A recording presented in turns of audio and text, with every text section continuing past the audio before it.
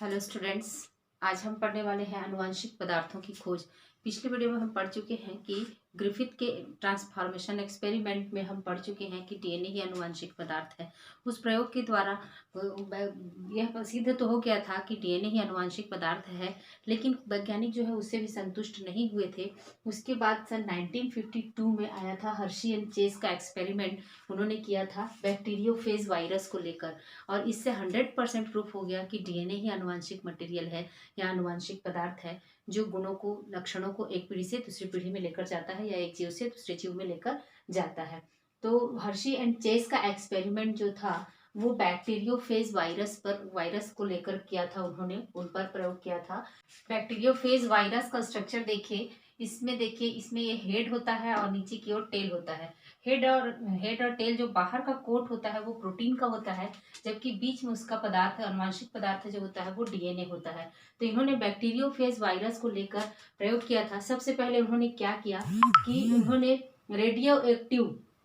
रेडियोधर्मी फास्फोरस के माध्यम में, है ना, रेडियोधर्मी P32 माध्यम में, P32 माध्यम में इस बैक्टीरियोफेज वायरस को कल्चर किया, और उन्होंने देखा कि डीएनए जो है उसका वो रेडियो एक्टिव हो गया है, जबकि प्रोटीन कोड जो है वो रेडियो एक्टिव नहीं हुआ है। उसके बाद उन्होंने दूसरा माध्यम में कल्चर किया, सल्फर के माध्यम में कल्चर किया। तो सल्फर के माध्यम में कल्चर किया, सल्फर S35 माध्यम में कल्चर किया बैक्टीरियोफेज वायरस को। तो उसमें उनको गुणन कराया, तो देखा कि प्रोटीन कोड जो था वो रेडियो एक्टिव हो गया था। तो कारण क्या था कि डीएनए में फास्फोरस होता है, जिसकी वजह से P32 माध्यम में ग्रो कराने पर डीएनए जो है वो रेडियो एक्टिव हो गया।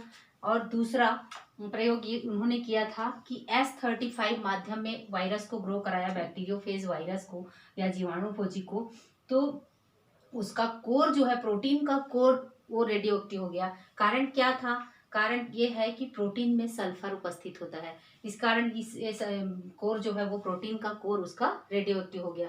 तो ये उन्होंने बैक्टीरियोफेज वायरस को, दो प्रकार के वायरस को लिया और दोनों को फिर विभिन्न माने बैक्टीरियल सेल पर इन्फेक्ट कराकर उसका प्रभाव देखा।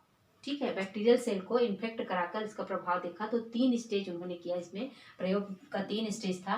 पहला स्टेज में उन्होंने किया कि इस तरह से जो रेडियो एक्टिव बैक्टीरियोफेज वायरस थे उनको इन्फेक्ट कराया पहले बैक्टीरियल सेल पर। ठीक है, तो बैक्टीरियल सेल पर इन्फेक्ट कराया तो उसका डीएनए अनुवांशिक पदार्थ जो है वो अंदर गया। पहला स्टेप में उन्होंने इन्फेक्शन कराया, उसके बाद दूसरे स्टेप में उसको ब्लेंडिंग किया या अनावरण किया। तो पहले स्टेप में इन्फेक्शन कराने पर बैक्टीरियोफेज वायरस का डीएनए पदार्थ तो है बैक्टीरियल सेल के अंदर पहुंच गया, है ना, इसका डीएनए जो है वो बैक्टीरियल सेल के अंदर पहुंच गया इस तरह से। मगर इसका प्रोटीन खोल जो है वो बाहर रह जाता है। प्रोटीन का खोल जो है या इसका जो कोर प्रोटीन है वो बाहर रह जाता है और डीएनए जो है वो अंदर चला जाता है। तो उन्होंने देखा कि बैक्टीरियल खोल के बाहर रह जाने के कारण और अंदर की ओर P32 यानी फास्फोरस के माध्यम में जिस वायरस को, बैक्टीरियोफेज वायरस को लिया गया था, उसको बैक्टीरिया से इन्फेक्शन कराया गया। तो देखा गया कि जो डीएनए था वो रेडियो एक्टिव था, और उसके कारण, डीएनए के रेडियो एक्टिव होने के कारण, ये बैक्टीरियल सेल जो था P32 माध्यम वाले वायरस से जो इन्फेक्ट कराया गया था, उसका ये बैक्टीरियल सेल पूरी तरह से रेडियो एक्टिव हो गया, है ना। इसको फिर उसके बाद ब्लेंडिंग कराया गया या अनावरण कराया गया।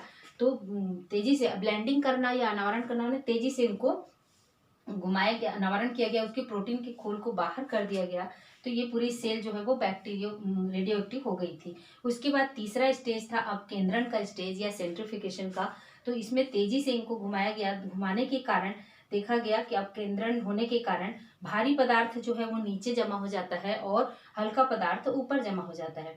तो भारी क्या है, डीएनए जो है, हम जानते हैं कि डीएनए प्रोटीन से भारी होता है ना। इसका मॉलिक्यूलर वेट डीएनए का अधिक होता है प्रोटीन की अपेक्षा। तो डीएनए जो होता था, इसमें P32 की रेडियोधर्मिता कोशिका में पाई गई थी इसमें, और डीएनए में, पूरी सेल में रेडियोधर्मिता पाई गई थी। और जो ऊपर जो तैर रहे थे प्रोटीन के खोल थे, उसमें रेडियोधर्मिता नहीं पाई गई थी, और नीचे जो डीएनए पदार्थ थे उसमें रेडियोधर्मिता पाई गई थी। तो इससे ये सिद्ध होता है कि डीएनए ही आनुवांशिक पदार्थ है जो बैक्टीरियल सेल को बैक्टीरियल सेल को रेडियो एक्टिव कर दिया। अब दूसरा हम एक और प्रयोग उन्होंने किया था कि प्रोटीन खोल रेडियो एक्टिव था, वो वाले बैक्टीरियोफेज को उन्होंने बैक्टीरिया को इन्फेक्ट कराया। तो बैक्टीरिया को उसको इन्फेक्ट कराने के बाद देखे कि इसका प्रोटीन खोल तो बाहर रह गया और डीएनए जो है वो अंदर चला गया। प्रोटीन खोल बाहर रह गया और उसका डीएनए अंदर गया। तो डीएनए अंदर जाने के बावजूद भी इसमें रेडियो एक्टिविटी नहीं आई,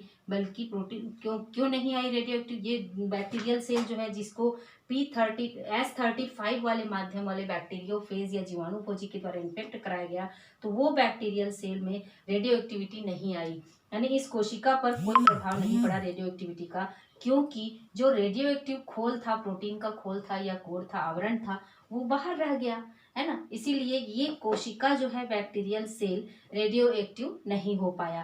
तो इससे क्या सिद्ध होता है कि रेडियोधर्मिता इसकी कोशिका में नहीं पाई गई।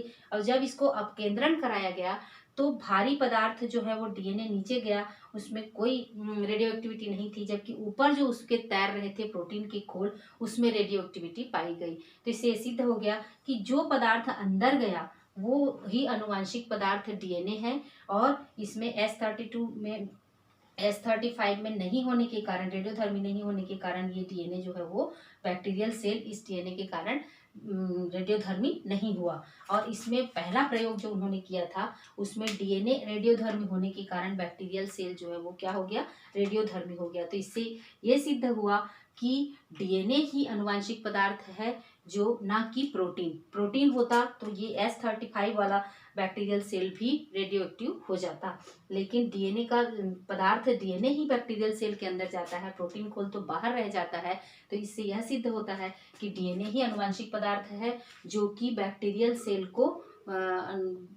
सेल को रेडियोधर्मी बनाया। तो एक कोशिका से दूसरी कोशिका में इस तरह से बैक्टीरियोफेज के माध्यम से डीएनए का एक बैक्टीरियल सेल से दूसरे बैक्टीरियल सेल में जाने की प्रक्रिया को या संचरण को पारक्रमण या ट्रांसडक्शन कहते हैं। तो इसीलिए हर्शी एंड चेस का इस प्रयोग को क्या प्रयोग कहा जाता है, ट्रांसडक्शन एक्सपेरिमेंट कहा जाता है। इन्होंने 1952 में दिया था। तो इससे अब 100% सिद्ध हो गया था कि डीएनए ही अनुवांशिक पदार्थ है।